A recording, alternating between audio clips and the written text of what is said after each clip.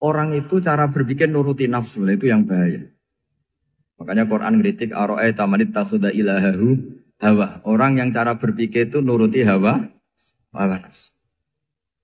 Kalau zaman Nabi, zaman sahabat, zaman ulama, itu enggak seperti itu. Sehingga cara berpikir itu mudah. Makanya kata Nabi, absyiru ya ma'syaral muslimin, kata. Kamu harus senang ya ma'syaral muslimin. Allah sekarang buka pintu langit yang sebelumnya enggak pernah dibuka. Dan Allah yubahi bikum malaikatah. Dan Allah membanggakan kamu kepada para malaikatnya. Kenapa?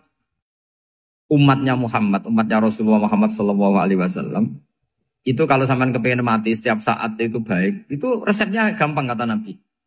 Addu faridotan wantadzoru ukhra. Jadi Allah memberitahu, ya Muhammad, umatmu ini luar biasa. Jadi misalnya tadi kita sholat subuh, ditanya, Bahak kamu sekarang ngapain? Nunggu sholat duhur ya. Setelah sholat duhur ditanya lagi nunggu apa asar. Sehingga faman kanat hijratuhu ila Allah wa rasulih fa hijratuhu ila Allah. Jadi kalau ya sudah ini tak ijazahkan. Kalau setelah sholat subuh nunggu apa? Duhur. Setelah duhur nunggu. Sehingga ketika kita mati itu statusnya penunggu sholat. Tapi kamu kan enggak miskin. Kenapa? Penunggu kaya. Ya itu enggak masuk surga itu. Penunggu kemapanan. Berarti kan menunggu sesuatu yang seleranya nafsu. Beda kalau penunggu sholat. Berarti kamu di dunia menunggu ritual ibadah. Maka di antara ijazahnya Nabi apa? Addu faridotan wantadzoru ukhra. Melakukan satu fardu. Kemudian kita menunggu tugas berikutnya. Jadi niati saja setelah subuh nunggu apa? Duhur. Setelah duhur, meskipun kita di perapatan. Apa? Nunggu asar ya. Tapi ya asar betul, jangan nunggu tok pas asar ndak. Jadi sebetulnya umat ini gampang sekali. Jadi di antara kebanggaan Allah, yubahi itu Allah bangga dengan malaikatnya adalah umat ini adalah addu faridotan wantadzoru ukhra. Melakukan satu fardu, kemudian menunggu fardu yang lain. Dari mengkhidmati kampus, ingin mengkhidmati masyarakat. Dari satu masyarakat lokal Semarang menjadi sampai sekarang, sampai Banjarmasin. Unisula mau bikin kampus di sana, terus gitu. Dari satu tugas ke tugas yang lain. Makanya Islam diajarkan setelah satu tugas selesai, faida faruhtafan so. Jadi sehingga hidup kita itu dinamis. Dari satu kebaikan menunggu kebaikan lain, dari satu kebaikan menunggu. Sehingga hidup kita ngapain?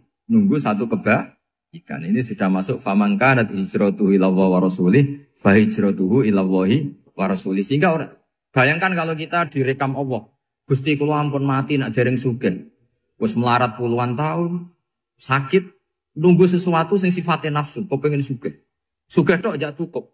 Tahu buruh wong sing tahu ngenyek ndekne lho, itu kan urung-urung wis dendam.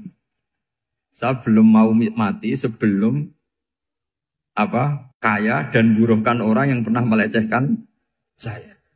Wis ngono akhirnya mati urung sugih. Berarti wis fakir matine hasud. Mau itu ngenes dunia akhirat kan kira-kira seperti itu. Kamu santai aja kalau fakir berarti meringankan hisab karena ada banyak harta. Yang mau dihisab papanya enggak punya apa-apa. Jadi saya mohon sekali ya, Islam itu mengawal kebahagiaan. Sebab itu sampai bahagia itu menjadi perintah Islam, qul bi fadlillah wa bi rahmatihi fa bidzalika falyafrahu. Karena dengan bahagia bi taat diharapkan orang Islam itu tidak bahagia atau cari kesenangan lewat jalur sehingga ciri utama wali apa? Ala inna awliya Allahi la khaufun alaihim walahum yahzanun. Sehingga ulama dulu itu rileks-rileksnya. Termasuk yang saya ceritakan tadi, Imam Ahmad, Imam Syafi'i. Itu melihat apa saja rileks. Ya tadi kalau disenangi orang ya barokah, punya kawan kebaikan. Nak dineng ya barokah dineng di gedingi tonggo rada utang, ranjuk tulung gitu. Jadi rileks saja. Masyhur itu Imam Syafi'i ngendikan waman asaa ilaika faqat atlakoka.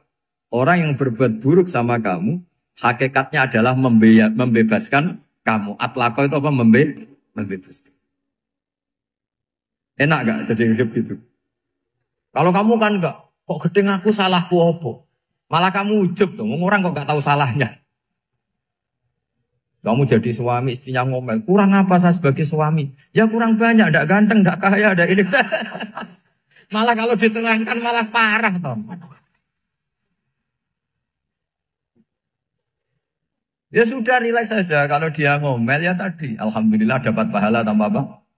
Biaya. Terus ngomel kan butuh energi. Paling yang tidak kuat 3 jam. Nanti juga berhenti apa?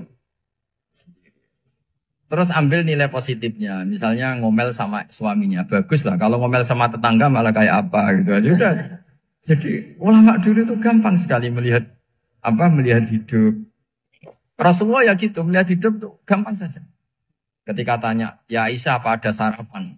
Tidak ada ya Rasulullah, ya sudah saya tak puasa. Jadi enteng saja. Kadang-kadang beliau ingin puasa, ya puasa sunat, ada sarapan nggak jadi puasa. Rileks. Nabi itu rileks. Kalau ngajari kebaikan juga rileks.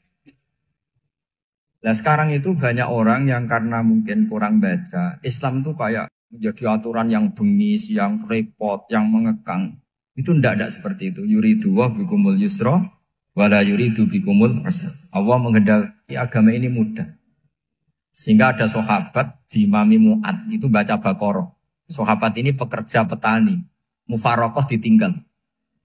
Ketika Mu'ad lapor, ya Rasulullah ini ada orang munafik. Tengah-tengah sholat mufarokoh saya ditinggal. Yang disalahin itu tidak yang tinggal tapi Mu'ad.